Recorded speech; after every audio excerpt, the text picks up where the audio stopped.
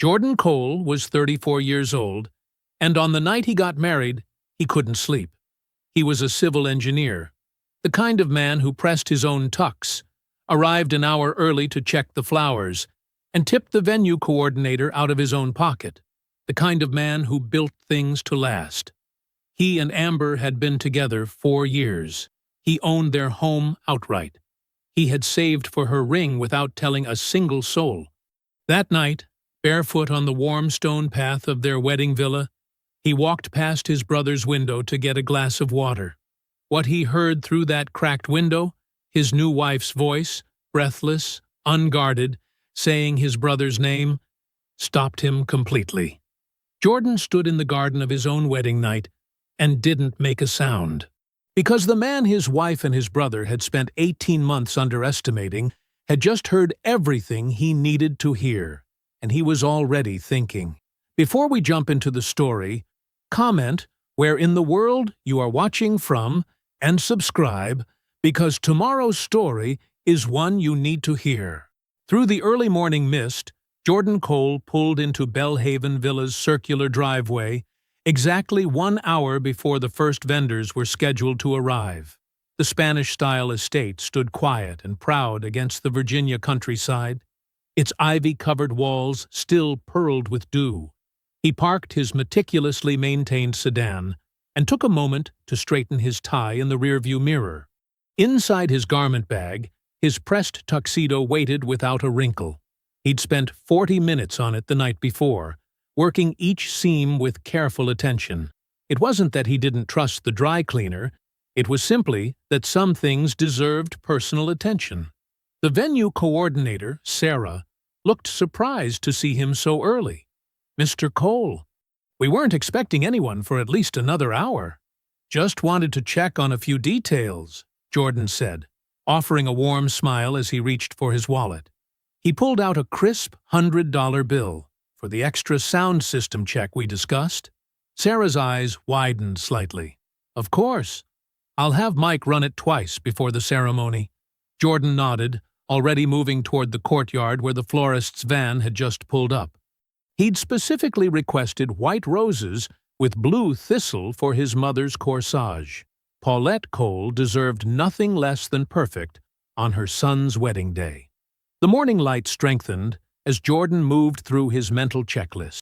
Each item received the same careful consideration he gave to his engineering project. Details mattered. Foundation mattered. He'd built his entire life on that understanding. 4 years of working his way through college, maintaining the scholarships that made it possible. 6 years climbing steadily at the infrastructure firm, earning respect through consistency and excellence.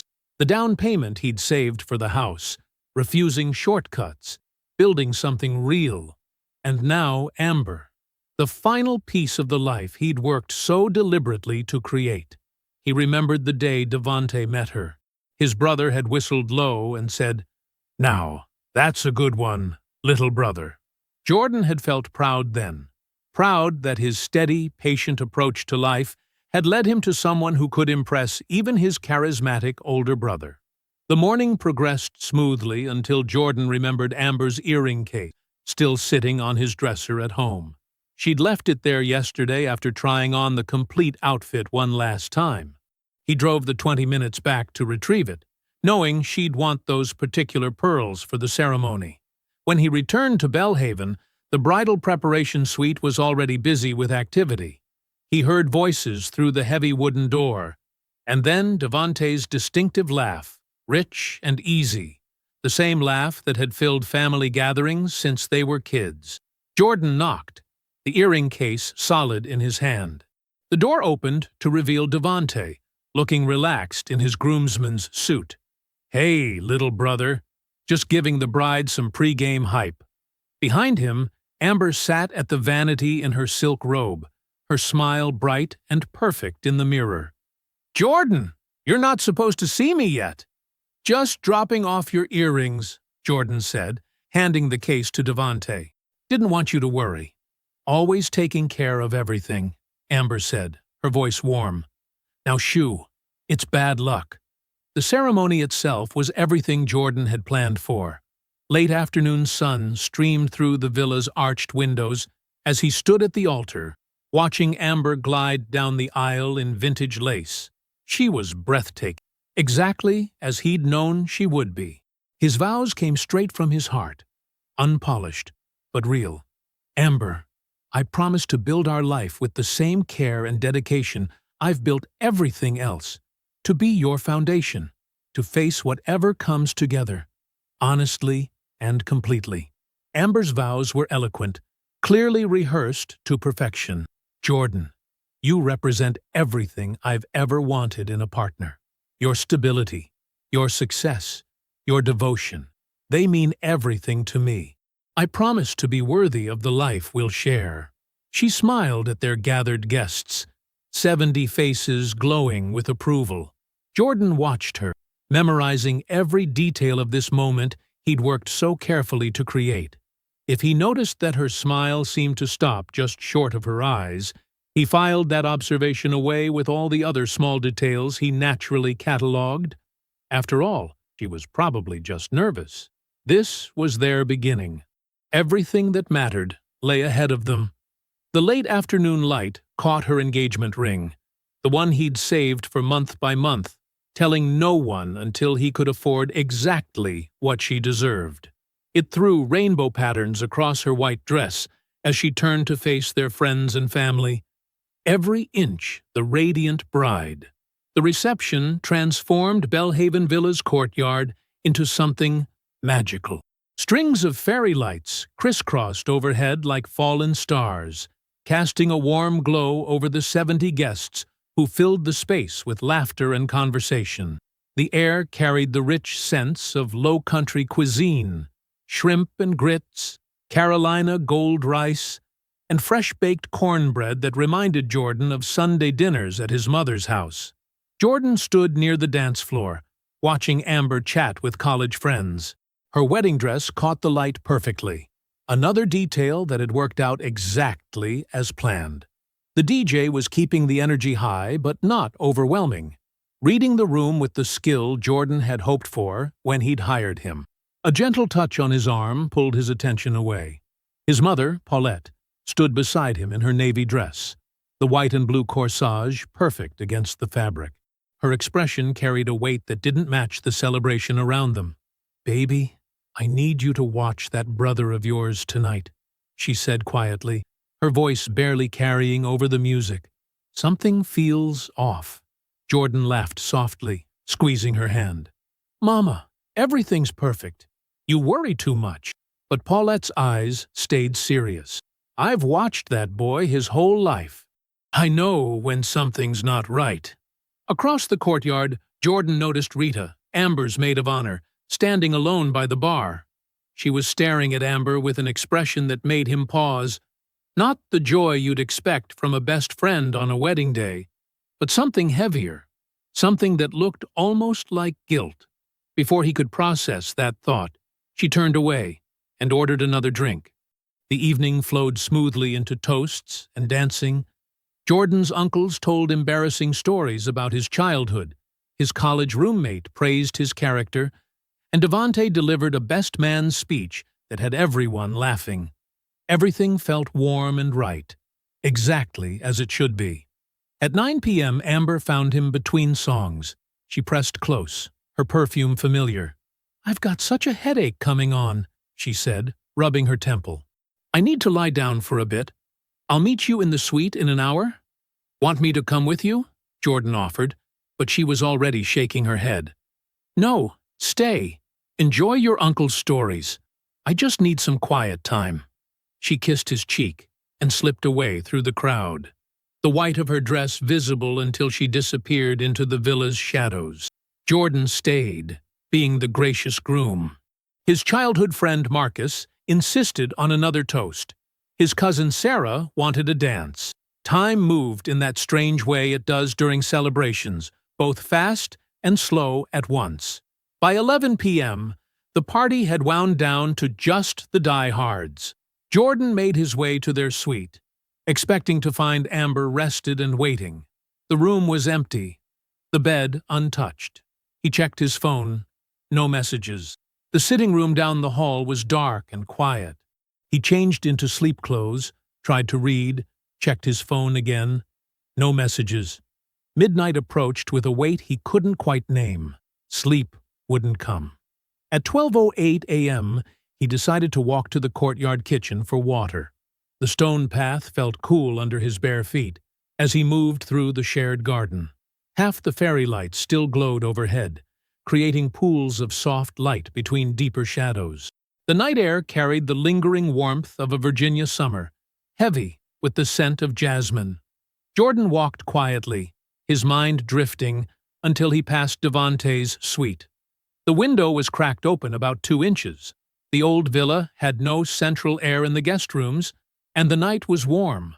At first, the sounds didn't register as anything specific. Then his body recognized what his mind wasn't ready to process. The heavy wooden bed frame creaked in a steady rhythm. A woman's breathing broke the night silence. Short gasps she was clearly trying to muffle without success. A man's low, controlled exhale followed. The sounds were unmistakable, primal, impossible to misinterpret. Jordan stood frozen, 6 feet from that window. His engineer's mind started counting seconds without conscious decision. 1, 2, 3. Then Amber's voice shattered through whatever restraint she'd been maintaining. Just for a moment, just one breathless moment, she called out Devante's name. Not in discovery, not in surprise. She said it the way someone says something they've said 100 times before. Natural, practiced, familiar. The bed frame kept its steady rhythm. Jordan stood motionless in the warm night air, counting to 60. His bare feet rooted to the stone path, his breath shallow and controlled. The fairy lights cast shifting patterns across the garden, while his world realigned itself around this new reality. At 60, he turned silently and walked back to the suite. In the bathroom, he filled a glass with water from the tap and drank it standing up, staring at his reflection in the mirror. Then he sat on the edge of the bed in complete darkness, breathing slowly and deliberately until his hands finally stopped shaking. Jordan sat motionless on the edge of the bed, his breathing deliberate and measured in the darkness. Each inhale lasted 4 seconds, each exhale the same, a technique he'd learned years ago for maintaining focus during difficult project presentations.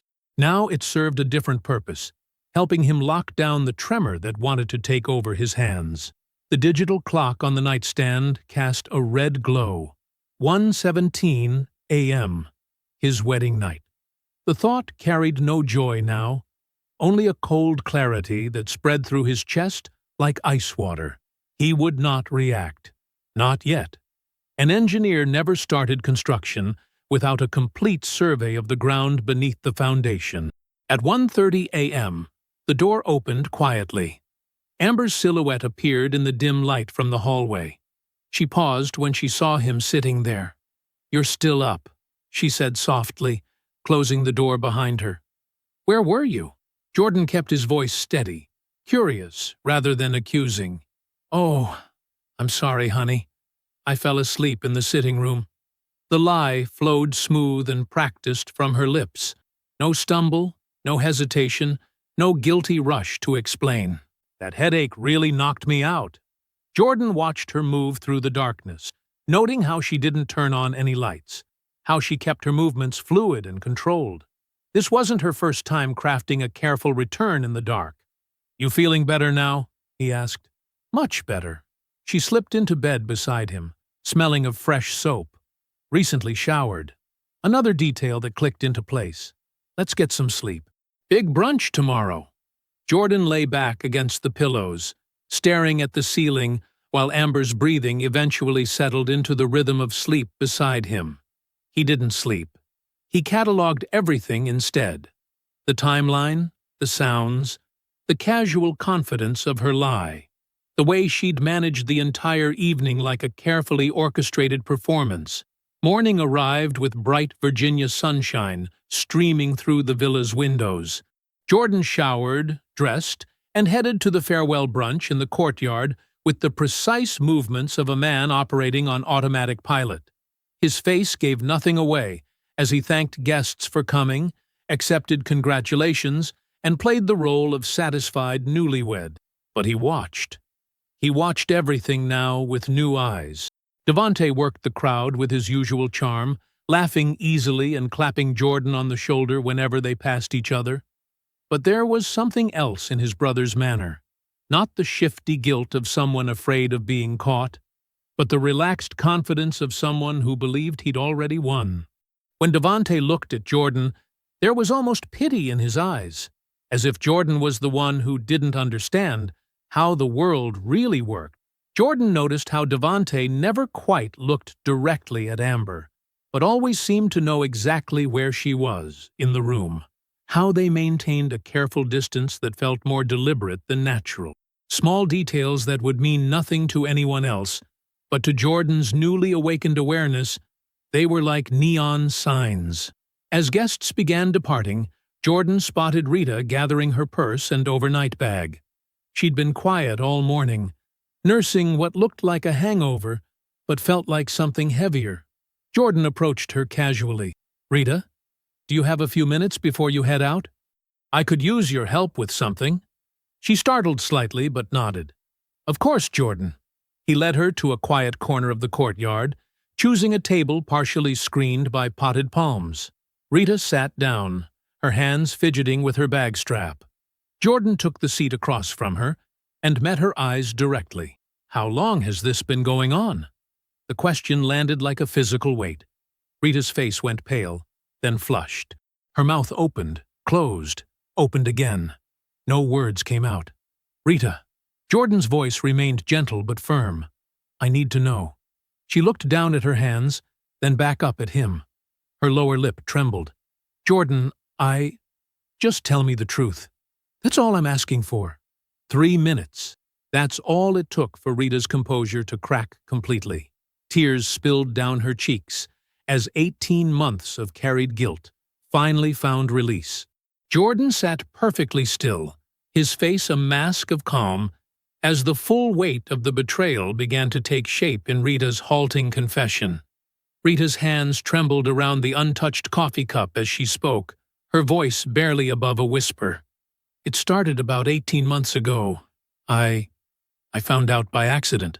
Jordan sat perfectly still, his face composed. "Tell me how you found out." "I was helping Amber with some event planning work. She'd left her phone on the table while getting supplies, and a message from Devante popped up." Rita swallowed hard. "It was explicit. I confronted her that night." "What did she say?" "She cried. Said it had just happened, that she was confused." Rita's grip tightened on the cup. "But then she told me more. About how she and Devante had history before you." Jordan's expression didn't change, but something shifted behind his eyes. "Explain." "Devante pursued her first, before she ever met you. They went on a few dates, but nothing serious happened. Or that's what she told me." Rita paused, struggling. "Then you came into the picture, and she chose you. You were stable, successful, everything Devante wasn't. But he never really accepted that." "Go on." "He kept in touch with her. Little messages here and there. Nothing obvious at first. Then about 18 months ago, they ran into each other at some industry event you couldn't attend. And it just—" Rita's voice cracked. "It started that night." Jordan nodded slowly, processing. "What else did Amber tell you?" "She said Devante always claimed you'd taken her from him. That she was supposed to be his. That you'd swooped in with your nice house and good job and stolen what should have been his." Rita finally released the coffee cup, wiping her eyes. "I told her she had to end it.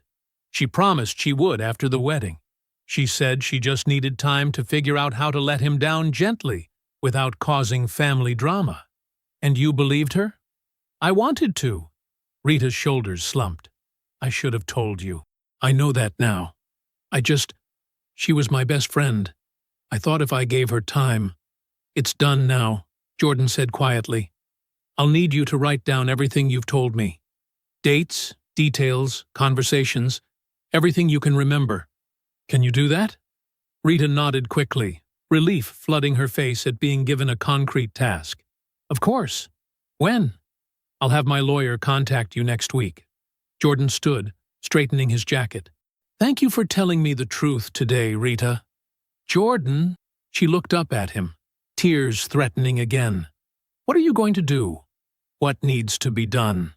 He gave her a small, composed smile that didn't reach his eyes. That's all you need to know for now. The drive home that afternoon was quiet. Jordan had announced at brunch that they needed to postpone the honeymoon. A major project deadline had moved up unexpectedly. Amber had accepted this news with what looked like disappointment to others, but read as poorly concealed relief to Jordan's newly calibrated awareness.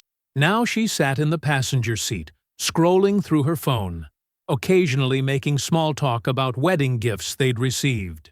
Jordan responded appropriately, his voice pleasant and engaged, while his mind categorized every aspect of their shared life that Amber didn't fully understand.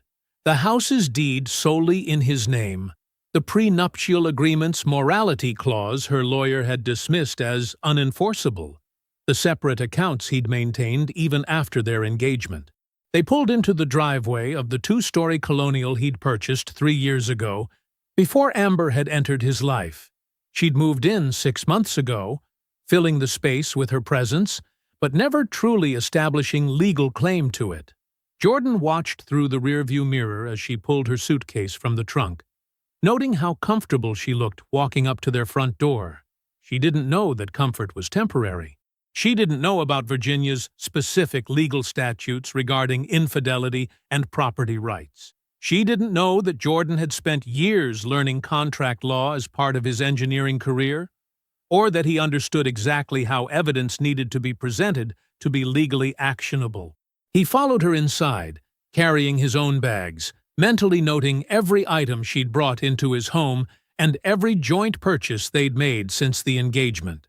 The catalog in his mind was precise, methodical, exactly like the structural surveys he conducted before beginning any major project. I'm going to take a shower, Amber announced, heading upstairs. Then maybe we can order in. Sounds perfect, Jordan replied warmly, already calculating how long it would take to document everything he needed before the first legal filing. The next morning, Jordan woke before sunrise, a habit ingrained from years of construction site schedules. He made coffee in silence, listening to Amber's soft breathing from upstairs. The kitchen table became his command center, his laptop open to a blank document that he began filling with methodical precision. First, he created a timeline. The wedding night incident went at the top, followed by Rita's revelation about the 18-month affair. He noted specific dates he could remember when Devante and Amber had been in the same city during his business trips. Each entry was clinical, detailed, stripped of emotion, exactly like his project logs at work. At 7:15 a.m., he sent a text to Wendell Ash. Need your help with some data extraction. Private matter. Can we meet? Wendell's response came within minutes. Whatever you need. Remember that time in senior year when you kept me from getting expelled? I still owe you. They arranged to meet at a quiet coffee shop away from Jordan's usual spots. Wendell arrived in his typical IT contractor uniform, casual clothes that somehow still looked professional. He listened without interruption as Jordan explained what he needed. Location metadata from Amber's shared cloud photos, any GPS data from shared accounts, timestamp verification on specific dates. She never removed you from the family share? Wendell asked. No, she didn't think she needed to. That makes this completely legal then. Wendell nodded. Give me 3 days. I'll extract everything cleanly, format it so it holds up in court if needed. Jordan thanked him and left, driving straight to the offices of Patricia Odom's Family Law. The building was understated but professional, much like Patricia herself, a woman in her 50s who radiated competence without flash. "Show me what you have," she said, after Jordan explained his situation. He laid out his initial documentation, the timeline, Rita's pending statement, the restaurant receipt he'd photographed, his notes about patterns of absence. Patricia reviewed everything with sharp attention, occasionally making notes. "There's more coming," Jordan explained. "IT data extraction, location records." Patricia nodded, then pulled out a copy of Jordan's prenuptial agreement. "Your wife's attorney dismissed the morality clause in Section 4.3 as unenforceable. That was a mistake." She tapped the page. "Under Virginia Code Section 20107.3, with proper documentation of infidelity, this clause is completely valid, especially given that the infidelity appears to have occurred before, during, and immediately after the ceremony itself." Jordan absorbed this. "What do I need to do?" "First, protect your assets. Immediately." Patricia pulled out a checklist. "Close any joint accounts that haven't fully processed. Stop any pending property amendments. Move your personal assets to new accounts at different banks. Do it all within the next 48 hours. Jordan spent the rest of the day executing Patricia's checklist. He visited 3 different banks, speaking with managers in hushed tones, explaining just enough to ensure cooperation. He contacted his property lawyer and halted the deed amendment that would have added Amber's name to his house. It hadn't been filed yet, was still sitting in the processing queue. That evening, he returned home and ate dinner with Amber as if nothing had changed. She talked about starting her events business, about using some of their joint resources to seed the initial funding. Jordan nodded supportively, noting how she spoke about his assets as if they were already hers to access. "Have you thought more about the honeymoon?" she asked. "Maybe we could reschedule for next month." "Let me check the project timeline," Jordan replied, his voice warm and engaged. "I want to make sure we have enough time to do it right." The next morning, he met Patricia again, this time with completed paperwork for the first phase of asset separation. She reviewed everything, nodding with approval at his thoroughness. "You've moved quickly but carefully," she observed. "That's exactly right. Most clients let emotion drive them to rush or hesitate. You've done neither."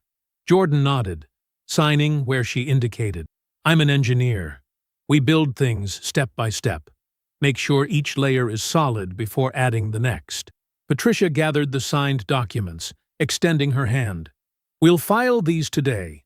The next step will be gathering the metadata evidence, then preparing for formal proceedings. Are you ready?"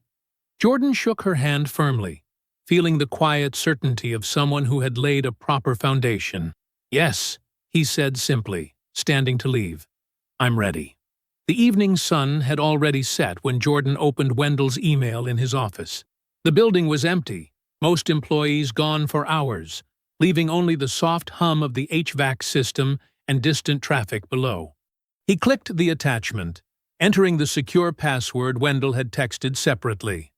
The metadata report opened with a simple timeline: dates, locations, timestamps. Each entry was color-coded for verification level.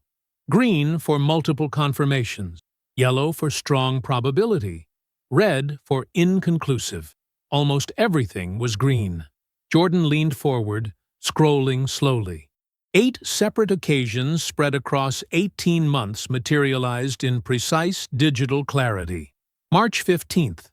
Amber's phone located at a restaurant in Richmond, where Devante had posted a social media check-in. May 22nd. Both phones pinging off the same cell tower in Virginia Beach for 3 hours. July 8th. Shared location data, putting them at the same hotel in Maryland. Each date aligned perfectly with periods when Jordan had been away on project sites. Times he'd called to check in, hearing Amber's voice, bright and casual, telling him she missed him. He remembered specific conversations, now layered with new context. Her mentioning dinner with girlfriends on dates her phone placed her with Devante. Casual references to shopping trips that mapped to hotel locations. The precision of it struck him. Not just the betrayal itself, but the careful scheduling around his absences. The deliberate exploitation of his trust in both of them. His own project management skills reflected back at him through a twisted mirror. They had treated his predictable reliability as a resource to be leveraged. Then he reached the final entry. Jordan's hands stilled on the mouse. The timestamp was 2:15 p.m. on the day before his wedding. While he had been at Belhaven Villa directing vendors, checking sound equipment, ensuring everything was perfect, Amber's phone placed her at the Riverside Inn, 40 minutes away. The hotel where, according to a cross-referenced receipt, Devante had checked in the previous afternoon. She had been with his brother hours before their wedding, hours before standing at that altar, hours before making vows she had already broken. Jordan sat back in his chair, the office darkness pressing in around his computer screen's glow. He thought about her rehearsed vows, polished and performance-ready, while his had been raw and real. He thought about the way she'd smiled during them, that smile that had never quite reached her eyes. For 2 hours, he sat completely still, processing not just the fact of the betrayal, but its architecture, the way it had been built on his own trustworthiness, his predictability, his willingness to explain away small inconsistencies. They had used his best qualities as tools against him. At 9:45 p.m., he picked up his phone and called Paulette. His mother answered on the second ring. "Jordan, you're calling late." "Mom," he said quietly, "I need to tell you something. And I need you to just listen first." There was a slight pause. Then, "Go ahead, baby." He told her everything. The wedding night, Rita's confession, the metadata confirmation, the hotel the day before the ceremony. He delivered it all in the same measured tone he used for project reports, letting the facts speak for themselves. When he finished, Paulette was silent for a long moment. Then she asked, simply, "What do you need me to do?" The directness of it, the immediate shift to support without drama, made his throat tight. "Just be ready," he said. "I'll need your help soon." After hanging up, Jordan took 3 deep breaths before making the second call. Uncle Harold answered with his usual gravity. "Jordan, everything all right?" "Uncle Harold, I need you at a family dinner this Saturday. Something's come out that you need to hear in person." Harold, who had helped raise both brothers after their father left, who had co-signed Devante's business loans and vouched for him repeatedly, didn't ask for details. He simply said, "What time?" Jordan gave him the details, ended the call, and placed his phone face down on his desk. He leaned back in his chair, staring at the office ceiling, letting the silence settle around him. The HVAC hummed. Traffic moved below. Somewhere in the city, his wife and brother were living lives built on the assumption that he would never know, never see, never act. He kept staring at the ceiling, perfectly still, as the final pieces of his response settled into place in his mind. The next morning, Jordan woke at his usual time of 6 a.m. He moved through his morning routine with practiced precision, making coffee, reading the news on his tablet, starting a load of laundry before his shower. When Amber came downstairs at 7:15, he was already dressed for work, his suit pressed and tie perfectly knotted. "Morning," he said, sliding a cup of coffee across the counter to her, the way he always did. "Thanks," she smiled, taking the cup. If there was any tension in her shoulders, any hint that she carried the weight of deception, it didn't show. She had mastered this performance long ago. Jordan watched her over his own coffee cup, studying the ease with which she moved through their kitchen. How many mornings had they done this? How many times had she left their home to meet Devante, then returned to this same routine as if nothing had happened? "I was thinking," he said casually, "we should do something with family this weekend. Mom mentioned wanting to have us over for dinner Saturday. Just immediate family. Something small to celebrate." Amber's face brightened. "That sounds nice. Your mom's been so sweet since the wedding." "She has," Jordan agreed, keeping his voice warm and steady. He sent the text to Devante after Amber left for work. "Mom wants to do a small toast Saturday night. Just family. 7 p.m. You should be there." Devante's response came quickly. "Wouldn't miss it, little bro." Jordan spent his lunch hour with Rita at a quiet cafe across town, well away from anywhere Amber or Devante might appear. Rita's hands shook slightly as she signed the written statement he'd prepared, detailing everything she knew about the affair, its duration, specific incidents she'd witnessed, conversations with Amber, the original revelation that Devante had pursued Amber first. "I'm so sorry," Rita whispered, pushing the signed papers back to him. "I should have told you before the wedding." Jordan folded the statement carefully and placed it in his folder. "You're telling me now," he said simply. "That's what matters." That evening, he printed everything from his office after hours. The metadata logs Wendell had compiled, showing 18 months of overlapping locations, the restaurant receipt in Devante's name, the hotel records from the day before the wedding. He arranged each document chronologically, building the story piece by piece, leaving no room for denial or reinterpretation. At home, Amber chatted about her day over dinner, mentioning weekend plans with the same easy confidence she'd maintained for months. Jordan responded naturally, asked the right questions, showed the right interest. Inside, he felt a strange detachment, as if watching the scene from outside himself. The careful construction of her lies next to the careful construction of his response. Two people performing different plays on the same stage. He drove to Paulette's house Friday morning before work, bringing coffee and the essential information she needed. He showed her the key documents, but not everything. Just enough so she would understand the gravity of what would unfold in her home the next evening. "Harold will be here," he told her. "I need you to let me handle it. Don't say anything until I open the folder." Paulette's face was composed, but her eyes held a deep sadness. Not just for Jordan, but for both her sons, one who had betrayed, one who had been betrayed. "I'll be ready," she said simply, squeezing his hand. That night, Jordan sat at his desk after Amber had gone to bed. The house was quiet, except for the soft whir of the ceiling fan.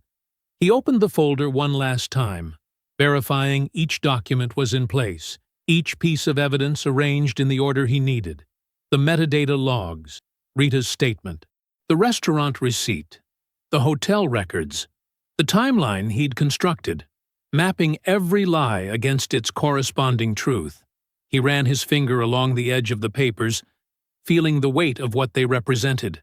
Not just evidence of betrayal, but proof of calculation, of deliberate choices made over months and years, of trust weaponized against itself. Jordan closed the folder with a soft snap and placed it in his leather bag. He sat back in his chair, listening to the quiet of the house he'd bought, that he'd shared, that he'd made into a home. Tomorrow would change everything.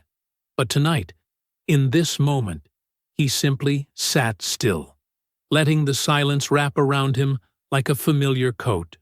The living room in Paulette's home held the same warm familiarity it always had. Family photos arranged carefully on the walls, the comfortable worn leather sofa, the soft yellow lamplight. But tonight, the air felt different, heavier. Harold sat in his usual armchair, his presence filling the room with quiet authority. He nodded once when Jordan entered, a slight gesture that carried the weight of understanding. Jordan placed the leather folder on the side table with deliberate care, then kissed his mother's cheek. Paulette's hands were steady as she adjusted a throw pillow, her movements measured and precise. "Coffee's fresh," she said simply, but didn't move to pour any. They all knew no one would be drinking it. The doorbell chimed at exactly 7 p.m. Amber's voice carried from the entryway, bright and clear. "Something smells amazing." Her heels clicked against the hardwood as she rounded the corner into the living room, still wrapped in the confidence of someone who believed they understood the evening ahead. She wore the pearl earrings Jordan had given her for their first anniversary, and something in his chest tightened at the sight. The second chime came 3 minutes later. Devante's footsteps were heavier, his laugh preceding him down the hallway. That same laugh Jordan had heard through the bridal suite door. "Ma, you hiding in here?" "I brought that wine, you—" The moment stretched like pulled glass. Devante stopped in the doorway. Amber's smile froze mid-gesture. Their eyes met for a fraction of a second before they could catch themselves. A reflexive glance loaded with recognition, panic, and something else. Something practiced. Jordan watched the micro-expressions flicker across their faces. The slight widening of Amber's eyes. The almost imperceptible tension in Devante's jaw. Guilt had a language all its own, and they were suddenly both speaking it fluently. Jordan didn't stand. He reached for the folder with the same calm precision he brought to every blueprint review, every structural analysis. "Sit down," he said quietly. "Both of you!" Devante recovered first, sliding into an easy smile. "What's going on, little brother? This feels serious." "It is." Jordan removed the first document, the restaurant receipt from Richmond. He placed it in the center of the coffee table. 6 months ago, dinner for two at Laurent's, the restaurant Amber told me she'd never been to. He looked at his wife. "You remember telling me that?" Amber's face paled slightly, but she kept her voice steady. "Jordan, I can explain." He placed the second document down. "Hotel records, the afternoon before our wedding." His voice remained measured, almost clinical. "While I was setting up the venue, you were 40 minutes away. Same hotel where Devante checked in the day before." Another document. "Location data from your shared cloud account. 8 separate meetings over 18 months, all while I was on job sites." "Brother, listen." Devante leaned forward, spreading his hands in a gesture of openness. "This isn't what you think. We were just planning the contracting venture?" Jordan laid down the timeline he'd constructed. "Or was that just the excuse you used when you needed to explain being seen together? Rita's statement is here too. She told me everything." Amber's composure cracked. Tears spilled down her cheeks as she reached for Jordan's hand. "Please, Jordan, I love you. We can work through this." Jordan moved his hand away, his motion precise and final. 18 months, Amber, including our wedding day." Devante shifted strategies, his voice dropping into the familiar cadence of shared history. "Jordan, we're blood. We're family. Whatever this is, whatever you think this is, we can handle it as brothers, like we always have." Jordan met his eyes directly. "Like brothers?" He placed the final document on the table, the metadata log from the wedding night, time-stamped 12:08 a.m. "I heard you through the window. I heard her say your name. That's not how brothers handle anything." Paulette sat perfectly still, her hands folded in her lap, her silence filling the room like smoke. She didn't look at Devante, didn't reach to comfort either of her sons. Her stillness spoke volumes that no words could have captured. Harold stood slowly, straightening his jacket. When he spoke, his voice was quiet, but carried the weight of decades of earned authority. "Devante," he said, each word measured and final, "you are no longer my nephew, in any way that matters." He paused, letting the words land. "The contracting cosign is withdrawn. Permanently." Another beat. "I don't want to see you at family gatherings. If you show up, I'll leave." He crossed to Jordan, extended his hand. They shook once, firmly. Then Harold walked out, his footsteps fading down the hallway. Jordan turned to Amber, his voice businesslike now. "Patricia Odom's family law. Here's her card and office address." He slid it across the table. "You have 30 days to vacate the house per the legal filing already in motion. She'll explain the rest." The consequences moved like slow water through both their lives, methodical and unstoppable. Amber's attorney advised against contesting the prenup, but she insisted. The hearing took less than 2 hours. Patricia Odoms presented each piece of evidence with surgical precision. The metadata logs showing Amber's phone at the hotel 40 minutes from Belhaven Villa the afternoon before the wedding. The restaurant receipts spanning 18 months. Rita's notarized statement detailing the timeline and confrontations. The morality clause, dismissed as unenforceable during the prenup signing, held firmly under Virginia law. The judge's ruling was unambiguous. Amber packed her clothes, her personal items, and the few pieces of furniture she'd brought into the marriage. The movers arrived on a Tuesday morning. She watched them load everything into a small truck, then stood in the driveway of the house she'd thought would be hers, holding a box of bathroom items and fighting back tears. The neighbors didn't wave. They'd already heard. Her parents' two-bedroom house in Richmond hadn't changed since high school. The same floral wallpaper, the same cramped kitchen where her mother made coffee every morning, the same narrow twin bed in her old room. At 32, Amber unpacked her designer clothes into the closet she'd once filled with prom dresses. Her mother didn't ask questions. She just made extra coffee. The professional collapse was slower but equally complete. The events coordination business she'd been quietly planning had hinged entirely on access to Jordan's resources, not just his finances, but his network.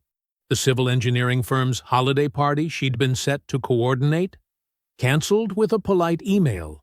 The corporate retreats she'd lined up through Jordan's professional contacts, those evaporated too. One by one, the clients she'd cultivated through their engagement period stepped back. No one was rude. No one mentioned why. They simply stopped returning calls. Her social media following, built substantially on being Jordan Cole's wife, dwindled as the circumstances of the divorce spread. Not through gossip, through documentation. That was the worst part. There were no rumors to deny, no narrative to reshape. There were only facts, dates, and receipts. The shame of it followed her into every room.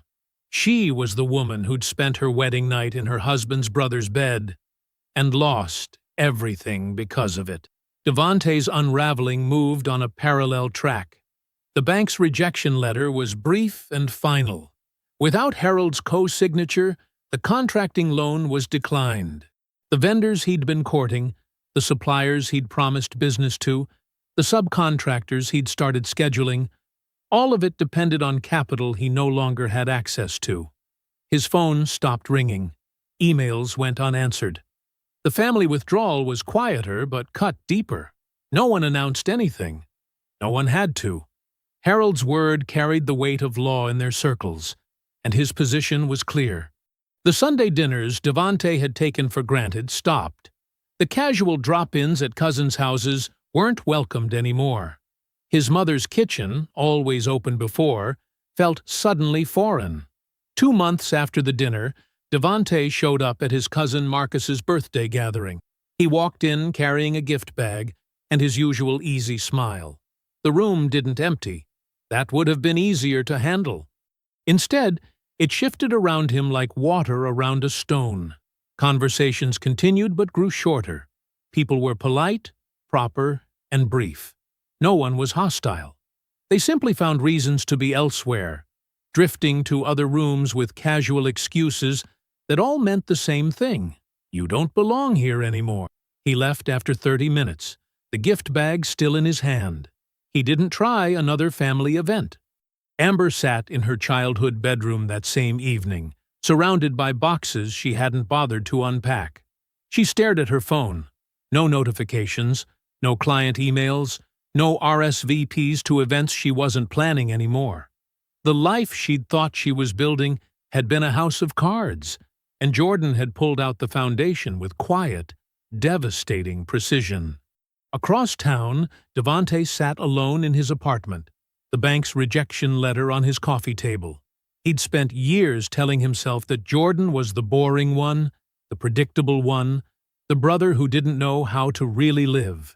Now he understood. Jordan hadn't been blind. He'd been watching, building, waiting, and when he finally moved, he'd taken everything they thought they'd won.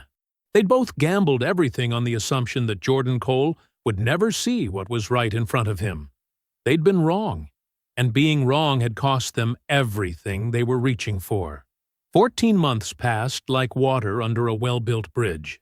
Jordan sat at his desk, morning light streaming through the office windows, reviewing the final blueprints for the Chesapeake Regional Bridge project. His name stood clear at the bottom: Senior Project Lead, Jordan Cole. Not a title earned through shortcuts or connections, but through the same steady competence that had carried him this far. He traced his finger along the foundation calculations, double-checking load distributions and stress points. The project would connect 3 communities and carry thousands of lives daily. The responsibility sat comfortably on his shoulders. This was the work he was built for, creating structures people could trust without having to think about why. "These look solid," Sarah from the engineering team said, leaning over his desk to examine the plans. "Your revisions to the soil anchoring system. That's going to save us headaches down the line." Jordan nodded, appreciating her attention to detail. The whole team operated this way now. Thorough, careful, no corners cut. His standards had become their standards. Trust, earned slowly and maintained carefully. His new apartment sat 20 minutes from the office, a clean-lined space with good natural light and windows that faced east. He'd chosen everything himself. The minimal furniture, the quiet color scheme, the carefully arranged workspace where he reviewed projects in the early mornings. No rushed decisions, no compromises, just the steady assembly of a life that fit him exactly. There was a woman, Rebecca, a structural engineer from another firm. They'd been having dinner every couple of weeks for the past few months. Nothing announced, nothing rushed. She understood numbers the way he did, spoke the language of load-bearing weights and foundation depths. Last week over pasta, she'd asked him directly, "What are you looking for, Jordan?" He'd considered the question with the same care he gave his calculation. "Steadiness," he'd said finally. She'd nodded, understanding exactly what he meant. They'd finished dinner talking about concrete cure times and the poetry of well-designed support systems. Sunday afternoon found him on Paulette's back porch, a plate of her famous pot roast in front of him. The air carried the weight of late summer, thick with the smell of her garden herbs.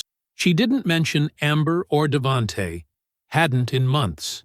Instead, she asked about the bridge project, settling into her favorite chair with the attention of someone who'd been listening to her son's work for decades. "The foundation survey came back better than expected," Jordan explained, cutting into the perfectly tender meat. "But we're still reinforcing beyond minimum requirements. The soil shifts more than people realize during seasonal changes." "You always did pay attention to what's underneath," Paulette said, her voice carrying the warm certainty of a mother who'd watched her son build himself piece by piece. Jordan walked her through the load calculations, the distributed weight systems, the redundant safety features that would keep thousands safe without them ever knowing why. She listened the way she always had, like what he said mattered, like she'd always known he'd be the one standing. The conversation drifted to his work team, to the new project bids coming in, to the quiet rhythm his life had found. Not once did they need to discuss what was missing. Nothing was missing. As he stood to leave, Paulette squeezed his hand and said with a small smile, "I told you something felt off that night." Jordan laughed, a real laugh, loose and unbothered, the kind that came from a place where old wounds had healed clean. The sound carried across her back porch like proof of something rebuilt stronger. The next morning, Jordan spread the bridge blueprints across his kitchen table, early sun catching the crisp edges of the pages. Each calculation, each support beam, each load-bearing column represented something he understood in his bones. Some structures look solid until the day they don't. The difference between a man who builds and a man who pretends to is simply this. One of them checked the foundation before he signed his name to it. He knew now. He would always check. I hope you enjoyed that one. Be sure to like the video and subscribe so you don't miss the next story. I've picked out 2 more for you that I think you'll really like.